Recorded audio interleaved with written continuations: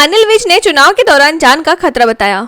हरियाणा सरकार के मंत्री अनिल विज ने चुनाव के दौरान अपनी जान को खतरा होने का दावा किया। उन्होंने कहा कि इस बारे में उन्होंने पूर्व मुख्य सचिव को पत्र लिखकर सूचित किया था, लेकिन कोई जवाब नहीं मिला। विज ने यह भी कहा कि उनकी सुरक्षा में कमी की गई थी और स्थानीय प्रशासन के अधिकारियों पर साजिश का आरोप लगाया। नाथूराम गॉडसे की आज ही के दिन हुई थी फांसी। महात्मा गांधी के मुरीद ही कैसे बन गया हत्यारा। महात्मा गांधी ने भारत को स्वतंत्रता दिलाने के लिए अहिंसा और सत्याग्रह का मार्ग अपनाया। 30 जनवरी 1948 को नाथूराम गॉडसे ने गांधी जी की हत्या की। गॉडसे जो पहले गांधी के अनुयायी थे, बाद में उन्हें देश के बंटवारे का दोषी मानने लगे। गॉडसे को हत्या का दोषी ठहराकर 15 नवंबर 1949 को फांसी दी गई। गांधी की हत्या में गॉडसे के साथ ही नारायण आप्टे को भी फांसी दी गई, जबकि अन्य 6 को आजीवन कारावास हुआ। महाराष्ट्र में चुनाव बाद बदल सकती है राजनीतिक तस्वीर।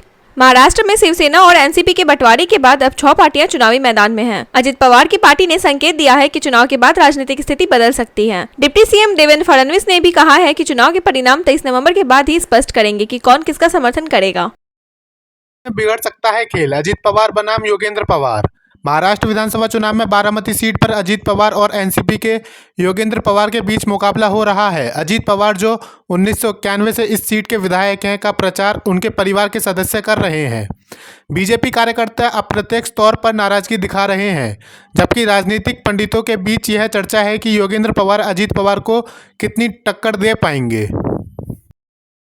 दिलजीत दोसांझ को तेलंगाना सरकार से नोटिस। दिलजीत दोसांझ को 15 नवंबर को हैदराबाद में अपने शो से पहले तेलंगाना सरकार से नोटिस मिला है। नोटिस में गायक अभिनेता से कहा गया है कि वे शराब, ड्रग्स और हिंसा को बढ़ावा देने वाले गाने न गाएं और बच्चों का उपयोग न करें। यह नोटिस रंगारेड्डी के महिला और बाल कल्याण विभाग ने जारी किया है, जिसमें दिल्ली के एक शो में ऐसे गाने गाने का आरोप भी लगाया गया है। कब बटेंगे तो कटेंगे नारा फडणवीस ने इतिहास से जोड़ा। महाराष्ट्र विधानसभा चुनाव में यूपी के मुख्यमंत्री योगी आदित्यनाथ का नारा बटेंगे तो कटेंगे चर्चा का विषय बना है।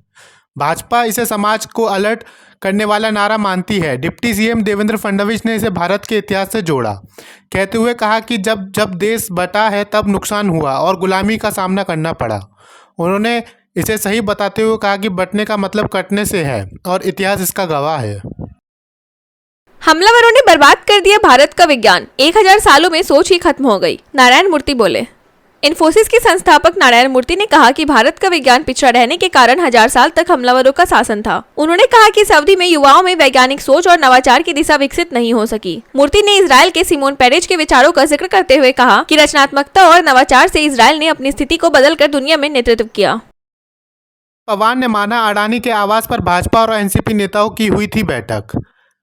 वरिष्ठ नेता शरद पवार ने माना कि 2019 में अडानी के आवास पर भाजपा और एनसीपी नेताओं के बीच बैठक हुई थी। हालांकि अडानी खुद इसमें शामिल नहीं थे। इससे पहले उप मुख्यमंत्री अजित पवार ने दावा किया था कि इस बैठक में अडानी, केंद्रीय गृह मंत्री अमित शाह और वह खुद मौजूद थे, जबकि तब वह फडणवीस के साथ सरकार बनाने वाले थे, जो कुछ घंटों में गिर गई थी। हैदराबाद में ट्रैफिक वॉलंटियर्स के तौर पर ट्रांसजेंडरों की नियुक्ति। तेलंगाना के मुख्यमंत्री चंद्रशेखर राव ने हैदराबाद में ट्रैफिक वॉलंटियर्स के रूप में ट्रांसजेंडरों की नियुक्ति का निर्देश दिया है। यह भर्ती एक प्रयोग के रूप में की जा रही है, जिसमें ट्रांसजेंडरों के लिए विशेष ड्रेस कोड और वेतन निर्धारित होगा। इन्हें हाई ट्रैफिक इलाकों और ड्रंक ड्राइविंग चेक पॉइंट्स पर तैनात किया जाएगा ताकि यातायात उल्लंघन कम हो सके। में भू कानून उल्लंघन पर प्रशासन का कड़ा कदम। उत्तराखंड में भू कानून की सत्ता मांग के बीच प्रशासन ने भूमि खरीद के नियमों के उल्लंघन पर मुकदमे दायर करना शुरू कर दिया है। नैनीताल जिले में 64 उल्लंघन के मामले सामने आए हैं, जिनमें प्रशासन और एसडीएम कोर्ट में केस दायर कर नोटिस जारी किए हैं। यह मामले नैनीताल, रामनगर, भीमताल, भावाली, रामगढ़, धानाचुली और मुक्तेश्वर क्षेत्रों से संबंधित हैं। कांग्रेस को झटका, वीर सिंह धिंगान ने आप ज्वाइन की। दिल्ली विधानसभा चुनाव से पहले कांग्रेस पार्टी को एक और बड़ा झटका लगा है। 3 बार के विधायक और दलित नेता वीर सिंह धिंगान ने आम आदमी पार्टी ज्वाइन की। आपके राष्ट्रीय संयोजक अरविंद केजरीवाल ने उन्हें पार्टी की प्राथमिक सदस्यता दिलाई। धिंगान सीमापुरी सीट से 3 बार विधायक रह चुके हैं और कांग्रेस से आप में शामिल हुए हैं, जिससे पार्टी को आगामी चुनाव में फायदा हो सकता है। सराय काले खां चौक का नाम अब होगा बिरसा मुंडा चौक। दिल्ली के सराय काले खां आईएसबीटी चौक का नाम अब भगवान बिरसा मुंडा चौक रख दिया गया है। केंद्रीय मंत्री मनोहर लाल खट्टर ने स्वतंत्रता सेनानी और आदिवासी नेता भगवान बिरसा की 150वीं जयंती पर यह ऐलान किया। खट्टर ने यह कहा कि यह नाम परिवर्तन दिल्ली वासियों और बस स्टैंड पर आने वाले यात्रियों के लिए प्रेरणा स्रोत बनेगा। भगवान बिरसा मुंडा का जन्म 1875 में हुआ था और उन्होंने ब्रिटिश शासन और धर्मांतरण के खिलाफ संघर्ष किया था। महिला पहलवान यौन शोषण मामला, दिल्ली कोर्ट ने बंद कमरे में दर्ज किए मुख्य गवाह के बयान। दिल्ली की राउस एवेन्यू कोर्ट में महिला पहलवान के कथित यौन उत्पीड़न मामले में गुरुवार को मुख्य गवाह के बयान और साक्ष्य दर्ज किए गए। यह बयान बंद कोर्टरूम में लिए गए। मामले में पूर्व भाजपा सांसद बृजभूषण शरण सिंह आरोपी हैं। गवाह के बयान करीब 2.5 घंटे तक दर्ज किए गए, जबकि आरोपी की ओर से वकील राजीव मोहन और अन्य पेश हुए। झारखंड हाईकोर्ट ने मैया समान योजना पर रोक लगाने से किया इनकार। झारखंड हाईकोर्ट ने मुख्यमंत्री मैया समान योजना पर रोक लगाने से इनकार कर दिया और याचिका को खारिज कर दिया। याचिका में कहा गया था कि यह योजना विधानसभा चुनावों में वोटरों को प्रभावित करने के लिए शुरू की गई है। कोर्ट ने प्रार्थी की दलील का अस्वीकार करते हुए राज्य सरकार को राहत दी। मुख्यमंत्री हेमंत सोरेन ने इसे राज्य की जीत बताया और योजना के समर्थन में प्रतिक्रिया दी। भगवान बिरसा मुंडा की जयंती पर पीएम मोदी ने उन्हें श्रद्धांजलि दी। प्रधानमंत्री नरेंद्र मोदी ने भगवान बिरसा मुंडा की जयंती पर उन्हें श्रद्धांजलि अर्पित की। अपने सोशल मीडिया पर पीएम मोदी ने एक वीडियो साझा करते हुए बिरसा मुंडा के गांव जाने की यादें ताजा की और उनके झारखंड के लिए योगदान को सराहा। उन्होंने लिखा, भगवान बिरसा मुंडा जी ने मातृभूमि की रक्षा के लिए अपना सर्वस्व अर्पित किया। साथ ही पीएम मोदी ने झारखंड राज्य के स्थापना दिवस पर शुभकामनाएं दी और जनजातीय समाज के संघर्ष और बलिदान की सराहना की। उद्धव ठाकरे की सरकार पर विकास में अड़चन डालने का आरोप लगाया। महाराष्ट्र के मुख्यमंत्री एकनाथ शिंदे ने विधानसभा चुनाव के दौरान उद्धव ठाकरे की सरकार पर प्रमुख परियोजनाओं को रोकने और बाल ठाकरे की विचारधारा से हटने का आरोप लगाया।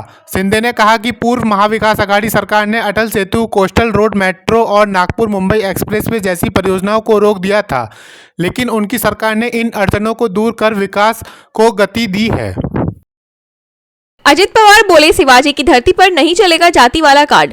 महाराष्ट्र के उप मुख्यमंत्री अजित पवार ने विधानसभा चुनाव में जातीय ध्रुवीकरण की संभावना को सिरे से खारिज किया। उन्होंने कहा कि महाराष्ट्र की राजनीति शिवाजी, साहू, अंबेडकर और महात्मा फुले के विचारों पर आधारित है, इसलिए उत्तर भारत की तरह जातीय समीकरण यहाँ प्रभावी नहीं हो सकते। पवार ने बताया कि महाराष्ट्र में हमेशा समाज के विभिन्न वर्गों को एक साथ लेकर चलने की नीति को प्राथमिकता दी गई है, जिससे चुनावी परिणाम प्रभावित नहीं होते। नवाब मलिक को बॉम्बे हाईकोर्ट से मिली राहत, जमानत रद्द करने वाली याचिका पर तत्काल सुनवाई से इनकार।